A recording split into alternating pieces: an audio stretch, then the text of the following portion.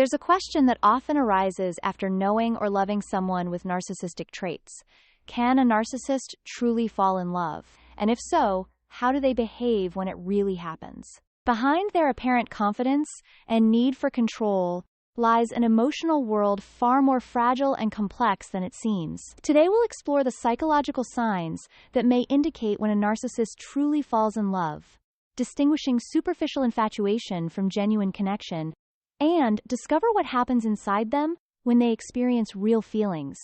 From a clinical standpoint, narcissism is described in the DSM-5 American Psychiatric Association as a personality disorder characterized by grandiosity, a need for admiration, and a lack of empathy. But it's important to distinguish between narcissistic traits, which to some degree exist in many people, and the true narcissistic personality disorder. Psychoanalyst Otto Kernberg, a key figure in the study of pathological narcissism, explained that behind the narcissist's facade of strength lies a fragile and fragmented self, constantly seeking external validation to maintain internal balance. Heinz Kohut, on the other hand, believed narcissism arises from a lack of emotional mirroring in childhood.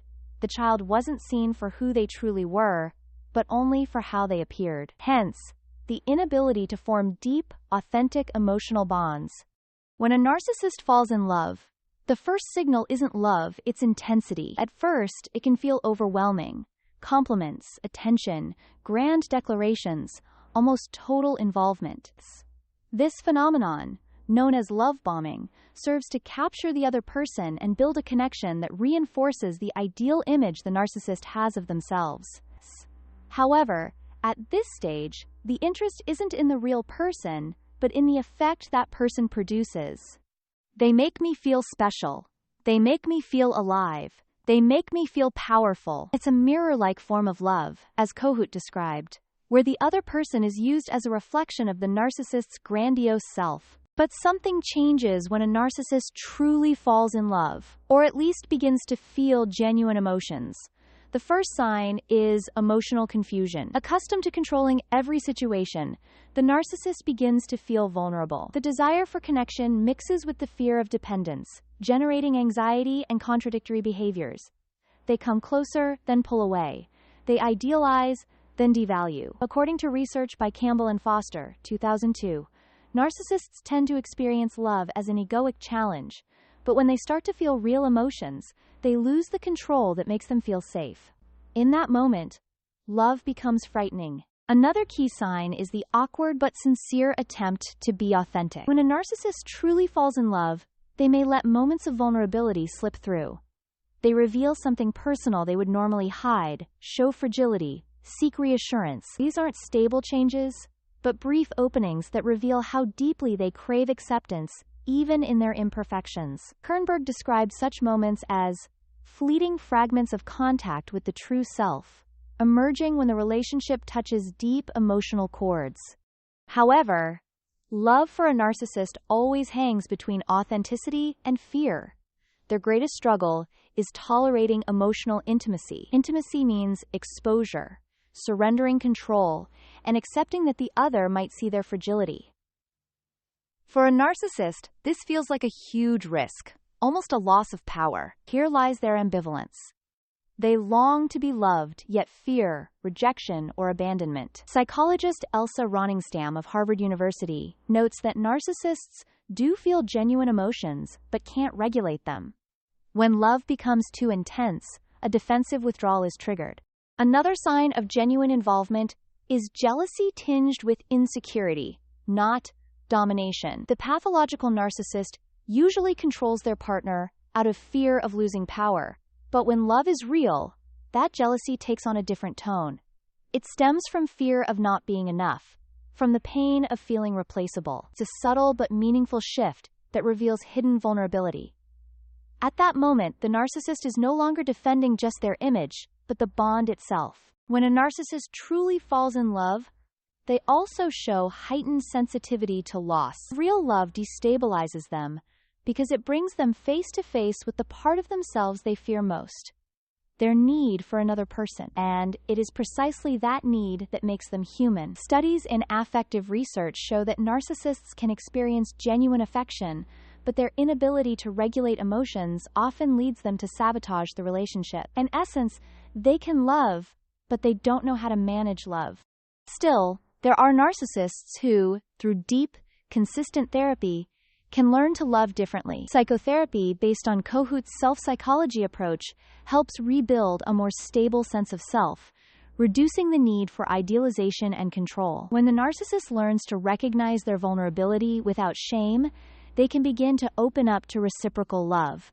It's neither quick nor guaranteed, but it's possible. Change arises from the pain of recognizing their loneliness and the longing to finally be seen for who they are, not for the image they project. For those who love or have loved a narcissist, it's crucial to remember: love alone doesn't heal. A narcissist may feel real emotions, but unless they face their fears and take responsibility for their wounds, love becomes an emotional roller coaster. The healthiest thing one can do is to set clear boundaries, resist the urge to save them, and protect one's self-esteem. As therapist Wendy Behari reminds us in Disarming the Narcissist, the key is to communicate with firmness and compassion without losing your sense of reality. Ultimately, the signs that a narcissist truly falls in love aren't in words or grand gestures, but in those moments when the mask drops, even briefly, when they stop trying to be perfect and show themselves as human,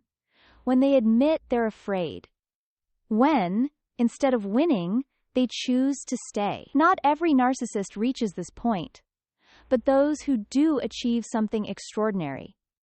They transform love from a reflection of self into an encounter with another. For a narcissist, love is an existential challenge, the risk of losing oneself in order to find oneself again. And for those who love them, the challenge is to understand without being consumed, to love without self-erasure, and to remember that the highest form of empathy isn't surrendering to another's pain, but choosing to protect your authenticity.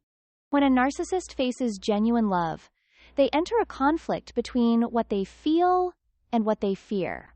On one hand, they crave surrender and the deep connection they've always missed.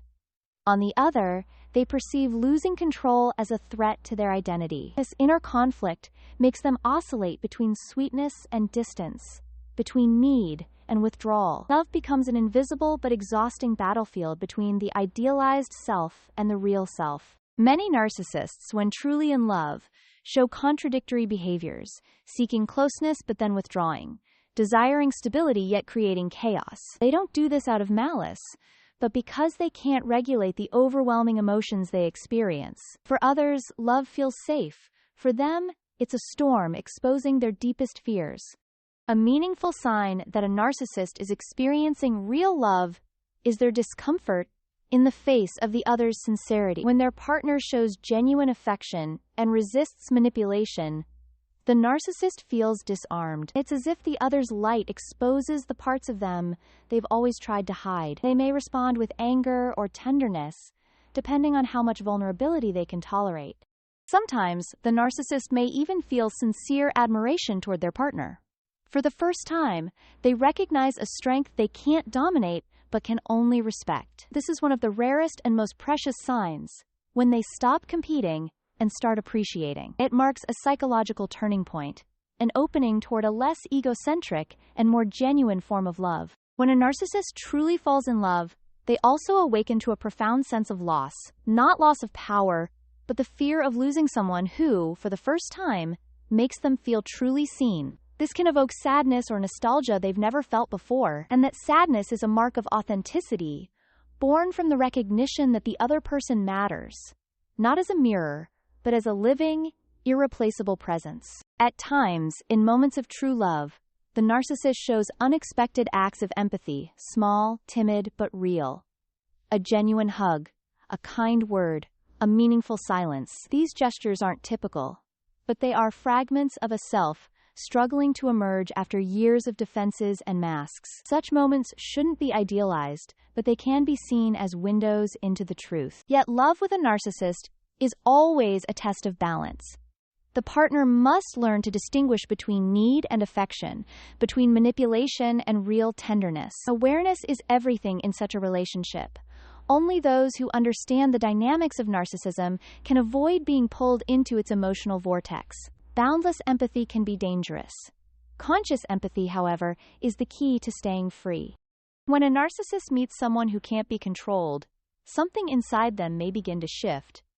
At first, they may react with anger. Losing their usual power feels intolerable. But over time, they can become drawn to the emotional stability they can't find within themselves. If they can tolerate the feeling of inferiority that arises, they may slowly start to grow. Here, love becomes transformative. When the other person doesn't feed their ego,